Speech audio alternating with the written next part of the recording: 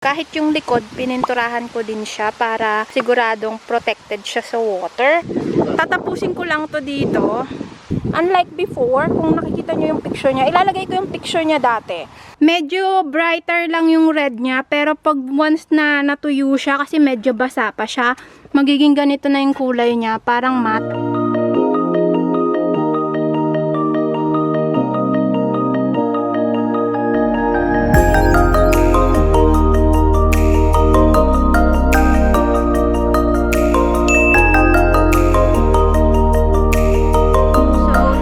Pipinturahan ko yung bintana sa taas.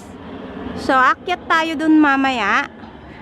And, napinturahan ko na din pala dito sa baba ay ng primer. Ayan, itong white. Pipinturahan ko na lang yun ng white later on. And then, meron din pala kaming white paint. Ito. And then, ito bago to. And then, ito naman is yung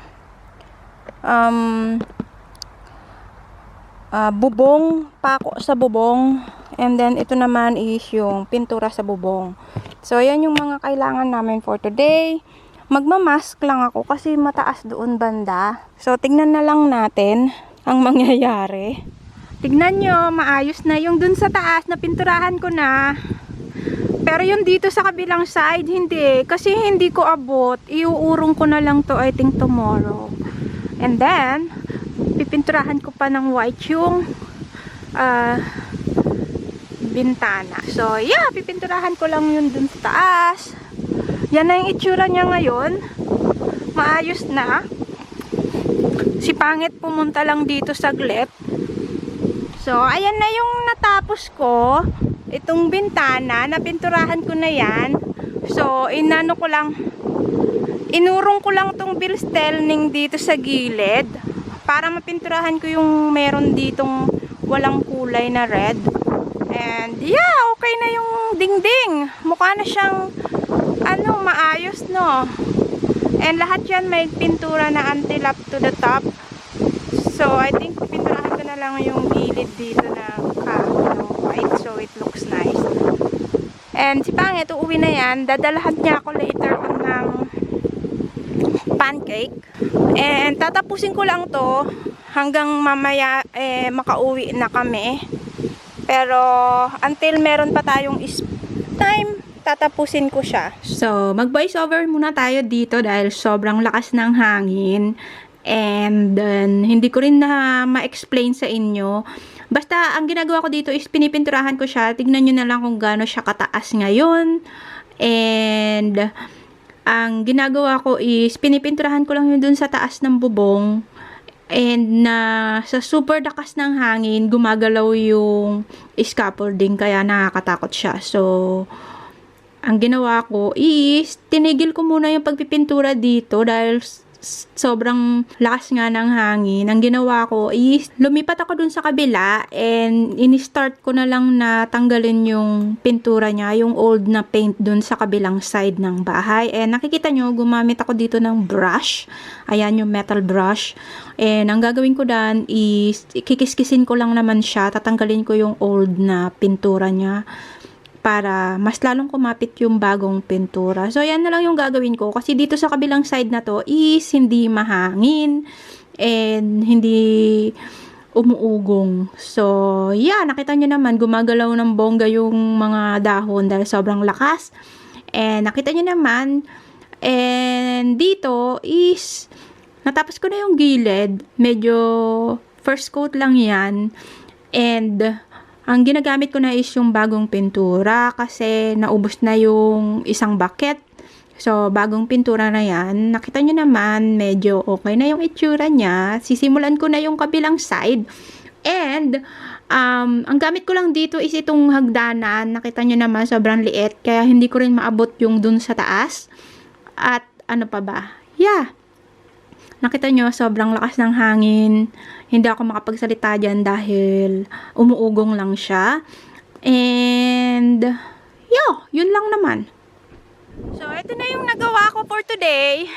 Hindi ko na tinapos yung nandun sa kabilang side kasi sobrang lakas ng hangin. Natatakot ako baka bumagsak ako dun sa scaffolding. So, ginawa ko, pininturahan ko na lang muna dito ng red. Nilinis ko siya. And, ayan na yung itsura niya ngayon, no, diba? The other half is may cover kasi hindi pa siya natatakpan. But, mayroon na yung dingding. Ayan, nakikita niyo naman may dingding na yan sa loob. And, tignan natin baka may aeroplano. Look! Nakita niyo yan? Yan ay Hercules.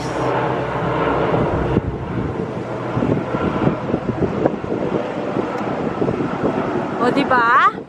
Nagpa-practice na naman sila magpalipad ng aeroplano.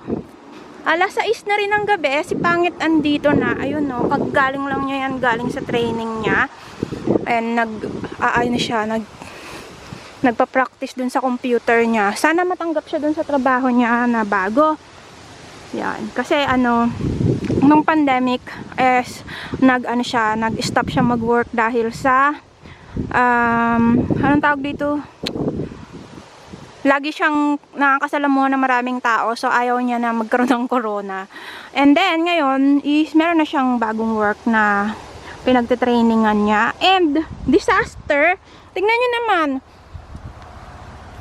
Na yung pintura natapon. Tingnan niyo, nasira na yung pajama ko. Pati damit ko meron na siyang pintura. Ayan, bumagsak yung pintura. Buti nga konti lang yung laman niya. So, ayan yung itsura niya ngayon. Tatapusin ko na lang yan bukas. Bali, gagawin ko. Hindi ko na lang siguro to tatanggalin. Dahil sa... hindi naman siguro uulan. Hindi ko na lang muna tatanggalin yan. Bukas ko na lang yan tatanggalin. O tanggalin ko na lang kaya para sure na hindi ako hindi mabasa. Total, madali lang naman siyang ikabit. Yan. Kasi white paint yung nandito sa ilalim. So, napuntrahan na nga siya ng pula, oh. So, ayan na siya. Pero, bago kami umuwi ni Pangit, kakain muna ako kasi nagugutom na ako. Lalagay ko na lang muna siya dyan sa loob ng bahay. Bukas ko na lang i-continuous yung pagpintura ko. Nilagyan ko siya ng tape para hindi matulsikan ng... Buti nga nilagyan ko pala siya ng tape. Alam niyo kung bakit? Kasi natapon yung pintura. Disaster talaga. Tingnan nyo, oh. Yung damit ko, puro pintura na. Nagugutom na din ako. So, yeah, yan ang itsura niya. Ililigpit ko lang yung gamit ko. And then, bukas na lang ako magpipintura ulit. Kasi two coat to dapat. So, 1 coat pa lang yan. Hindi pa siya ganun ka fully red. And hindi ko abot yun dun sa taas. Kasi nga, ito lang yung gamit ko na hagdan. Yung bistelning nandun sa kabilang side. So, magliligpit na tayo. Pagod na ako. Gutom na rin ako. Oh. Ito si Pangit. Ayan. Magliligpit na tayo dahil anong oras na din. So, bukas na lang ako mag-continue na magpintura dun sa labas. Naman dyan ko lang nilagay yan. Pero bago kami umuwi, ilalagay muna namin yung scaffolding. Dito para bukas is madali ko na lang siyang gawin. So, yeah, nakita niyo naman, ako lang lagi dito mag-isa. Nakakatawa. So, ito na yung nagawa ko for today. Pero bukas, babalik pa ako dito dahil 1 coat lang tong nagawa ko. And hindi ko abot yung dun sa taas. Lalagyan ko dito yung scaffolding so that tomorrow yung taas is maabot ko na siya. And tatanggalin ko din pala tong may kahoy kasi dyan na ayan, no, ewan ko kung nakikita nyo ba yung kahoy na putol. See?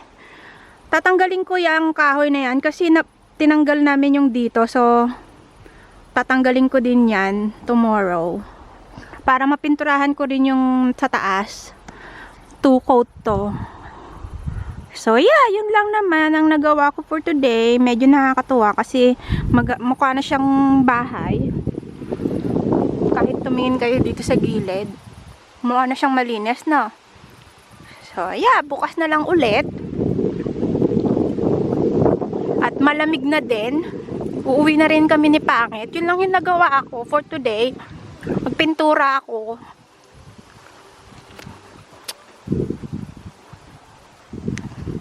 Nagpintura ako ng bintana and ng dito sa taas, pero hindi ko kasi siya abot, kaya next time na lang. At saka malakas yung hangin, nakakatakot dito sa taas, baka malaglag ako.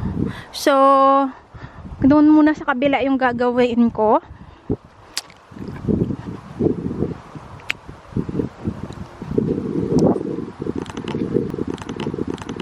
Hello. Hi. Giniginaw na si Pangit. So, kita-kita na lang tayo sa bahay. Taran! So, ayan na yung itsura niya ngayon. Mukha na siyang maayos. And, natapos ko na rin pala yun dito sa gilid. Nakita niyo naman. Natapos na namin siya. And, napinturahan ko na rin siya ng 2-coat. Tignan niyo. O, diba? Ayos na yung dito sa ilalim. Yan lang yung ating ginawa for the whole day. Marami rin akong ginawa Okay. Pagpasensyaan nyo na tong kahoy na yan. Tatanggalin din naman namin yan. Papalitan namin yan. Gusto ko nang maligo. Puro na ako pintura. And inayos ko din pala to. Kasi natanggal eh. So nilagyan ko siya ng ganyan para hindi lipa rin.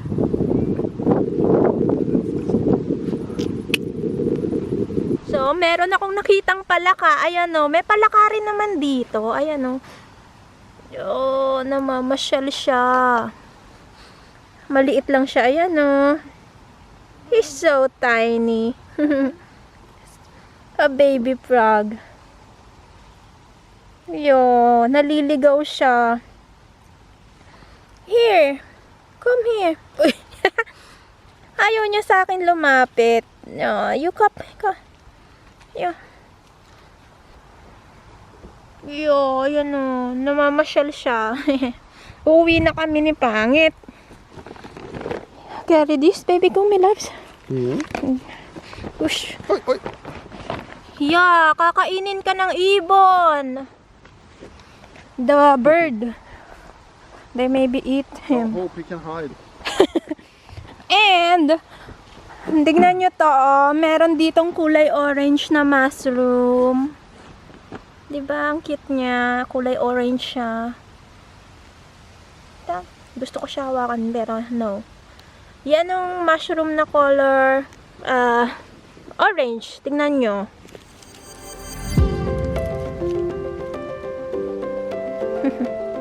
O, diba? Kulay orange siya. Ayan o. Cute. So, ayan. Binagsak ko na siya.